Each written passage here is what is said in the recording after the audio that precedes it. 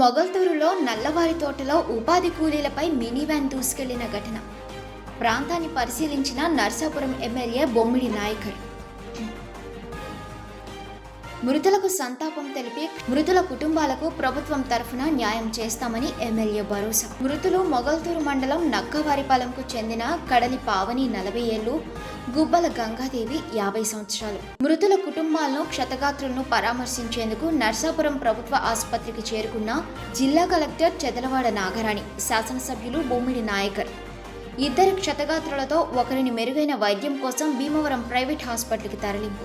AP liquor scam కేసులో విజయసాయిరెడ్డికి SIT నోటీసులు. ఈ నెల 18న విచారణకు రావాలని నోటీసులు ఇచ్చిన సిట్ విజయవాడ సిపి ఆఫీసులో విచారణకు హాజరు కావాలని నోటీసులు. మొలకల చెరువు మండలం రెడ్డివారిపల్లి దగ్గర ఉన్న విఎస్ఆర్ మాంటిసరీ స్కూల్ విద్యార్థులతో చెలగాటమాడుతున్న ఆటో డ్రైవర్. ప్రతిరోజు ఇదే విధంగా స్కూల్ పిల్లలను ఆటోలో అత్యంత ప్రమాదకరంగా ప్రయాణం అయినా సరే పట్టించుకొని రవాణా శాఖ అధికారులు. మంత్రుల ఓఎస్డీల అంశాలపై సీఎం చంద్రబాబు సీరియస్. ఇప్పటికే నివేదికలు తెప్పించుకున్న ముఖ్యమంత్రి. సుమారు 10 మంది మంత్రుల ఓఎస్డీలపై చర్యలకు సీఎం ఆదేశాలు. ఈరోజు కేబినెట్ ఎజెండా ముగిసిన అనంతరం ఈ అంశంపై ప్రస్తావించనున్న సీఎం చంద్రబాబు. మీరు ఏ పనిలో ఉన్నా పిల్లల్ని ఒక గంట గమనిస్తూనే ఉండాలనడానికి ఇది ఒక ప్రత్యక్ష ఉదాహరణ. రంగారెడ్డి జిల్లా చేవెళ్లలో నిన్న తన్మయశ్రీ అనే పాప 5 ఏళ్లు, అభినయశ్రీ అనే బాలుడు 4 ఏళ్లు కారులో ఊపిరాడక చనిపోయినట్లు పోలీసులు తెలిపారు. మేనమామకు పెళ్లి కుదిరిందని వెళ్లిన పిల్లలు కారులో ఆడుకోవడానికి వెళ్లి డోర్ లాక్ చేసుకున్నారు. కాబట్టి ఎప్పుడూ కారును లాక్ చేసి ఉంచండి. ముఖ్యంగా చిన్నపిల్లలున్న పేరెంట్స్ ఇది మర్చిపోవద్దు. కిసాన్ కోసం జవాన్.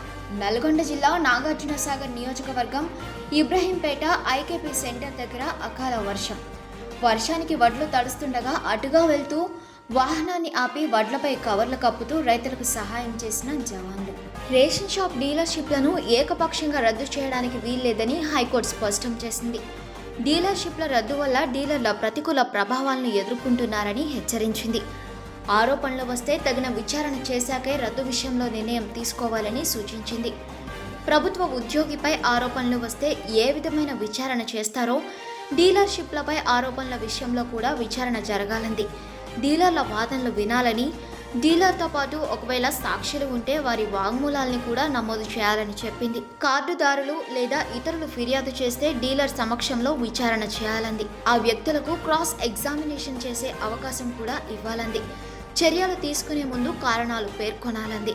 విచారణ జరపకుండా తహసీల్దార్ ఇచ్చిన నివేదిక ఆధారంగా డీలర్షిప్ రద్దు చేస్తూ ఆర్డీఓ ఉత్తర్వులు జారీ చేయడాన్ని ఆక్షేపించింది. తహసీల్దార్ తయారు చేసిన నివేదికను డీలర్లకు అందజేయలేదని తప్పుపట్టింది. ఆర్డీఓ ఉత్తర్వులు సహజ న్యాయ సూత్రాలకు విరుద్ధంగా పేర్కొంటూ వాటిని రద్దు చేస్తున్నట్లు ప్రకటించింది.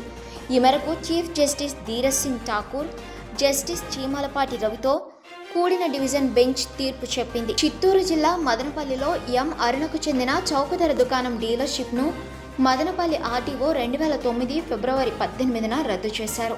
దీన్ని జాయింట్ కలెక్టర్ 2009 ఫిబ్రవరి 20న, జిల్లా కలెక్టర్ 2013 ఫిబ్రవరి 10న సమర్థిస్తూ ఉత్తర్వులిచ్చారు. అదే ఏడాది అరుణ వాటిని హైకోర్టులో సవాల్ చేస్తే సింగిల్ జడ్జ్ డిస్మిస్ చేస్తూ 2024 జూలై 16న తీర్పు చెప్పారు. ఈ తీర్పును సవాల్ చేస్తూ ఆమె దాఖలు చేసిన అపీల్ పిటిషన్ను అనుమతిస్తూ ద్విసభ్య ధర్మాసనంపై విధంగా తీర్పు వెలువరించింది. ఈ తీర్పును సవాల్ చేస్తూ ఆమె దాఖలు చేసిన అపీల్ పిటిషన్ను అనుమతిస్తూ ద్విసభ్య ధర్మాసనం పై విధంగా తీర్పు వెలువరించింది. గౌరవ సుప్రీంకోర్టు రిట్ పిటిషన్ 132/2016 మార్చ్ 7, 2025 కేసులో ఉత్తర్వుల ప్రకారం ఏపీ ప్రభుత్వం 2260 స్పెషల్ ఎడ్యుకేషన్ టీచర్ పోస్టులు మంజూరు చేస్తూ ఉత్తర్వులు జారీ చేసింది. వాటి వివరాలు జిల్లాల వారీగా ఎస్జిటీలు 1136, స్కూల్ అసిస్టెంట్లు 1124. కువైట్లో కాకినాడ మహిళపై దారుణం. యాసిడ్ పోసి చిత్రహింసలు పెట్టిన కంపెనీ యజమానులు. మతిస్థిమితం లేదంటూ పిచ్చాసుపత్రిలో చేర్చి చికిత్స అందిస్తున్నారు. బతుకు తెరువు కోసం 2 నెలల క్రితం కువైట్ వెళ్లిన లక్ష్మి స్వస్థలం పీఠాపురం నియోజకవర్గంలోని పొన్నాడ. లక్ష్మికి వేతనంగా 150 దినార్లు ఇస్తామన్న కంపెనీ యాజమాన్యం. జీతం 100 దినార్లు మాత్రమే ఇస్తూ లక్ష్మికి వేధింపులు. తక్కువ జీతంపై కంపెనీ యజమానులను ప్రశ్నించిన లక్ష్మి జీతం ఇవ్వాలని అడిగిన లక్ష్మిని చిత్రహింసలకు గురి చేసిన కంపెనీ యజమానులు. లక్ష్మిని రక్షించాలంటూ ఏపీ డిప్యూటీ సీఎం పవన్ కళ్యాణ్కి కుటుంబ సభ్యులు విజ్ఞప్తి చేస్తున్నారు. కుషాయిగూడలో దారుణం, వృద్ధురాల్ని హత్య చేసి శవంపై డాన్స్ చేసిన యువకుడు. హైదరాబాద్ కుషాయిగూడలో షాప్ అద్దె చెల్లించాలని యువకుడిని అడిగిన వృద్ధురాలు కమలాదేవి. ఈ విషయంలో ఇద్దరి మధ్య గొడవ రావడంతో ఈ నెల 11న కమలాదేవికి ఉరివేసి హత్య చేసిన యువకుడు. అనంతరం ఆమె మృతదేహంపై డాన్స్ చేస్తూ వీడియో తీసి స్నేహితులకు పంపి ఇంటికి తాళం వేసి పారిపోయిన యువకుడు. ఇంట్లో నుండి దుర్వాసన రావడంతో పోలీసులకు సమాచారం ఇచ్చిన స్థానికులు ఘటనా స్థలానికి చేరుకుని పోలీసులు దర్యాప్తు చేపట్టారు. శవంపై డాన్స్ చేస్తూ తీసిన వీడియోలు బెంగళూరులో వైరల్ కావడంతో ముగ్గురు నిందితుల్ని అదుపులోకి తీసుకున్న పోలీసులు. ముగ్గురిలో ఒకరు మైనర్ బాలుడు ఉన్నట్లు సమాచారం. నీళ్లతో పరాచకాలు ఆడితే ఇంతే. గంగా నదిలో రీల్స్ చేయబోయి యూపీ ఉత్తరకాశీ ప్రవాహంలో కొట్టుకుపోయి చనిపోయింది. రీల్స్ కోసం ఇలాంటి వెర్రి వేషాలు వేస్తే ప్రాణాలు పోగొట్టుకోవడం తథ్యమని నెటిజన్లు సోషల్ మీడియాలో కామెంట్స్ చేస్తున్నారు. ఏపీలో డ్వాక్రా మహిళలకు తీపి కబురు. ఆంధ్రప్రదేశ్ ప్రభుత్వం డ్వాక్రా మహిళలకు పెట్రోల్ బంకులు నడపడానికి అవకాశం కల్పిస్తూ కీలక నిర్ణయం తీసుకుంది.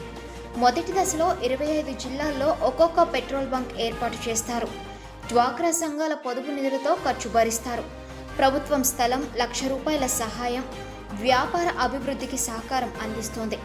మహిళల ఆర్థిక స్వావలంబన లక్ష్యంగా ఈ పథకం అమలవుతుంది. ముగిసిన ఏపీ కేబినెట్ భేటీ. ఎస్సీ వర్గీకరణ ఆర్డినెన్స్ జారీకి ఆమోదం. సిఆర్డీఏ నిర్ణయాలకు AP cabinet green signal. L1 సంస్థలకు లెటర్ ఆఫ్ యాక్సెప్టెన్సీకి ఆమోదం.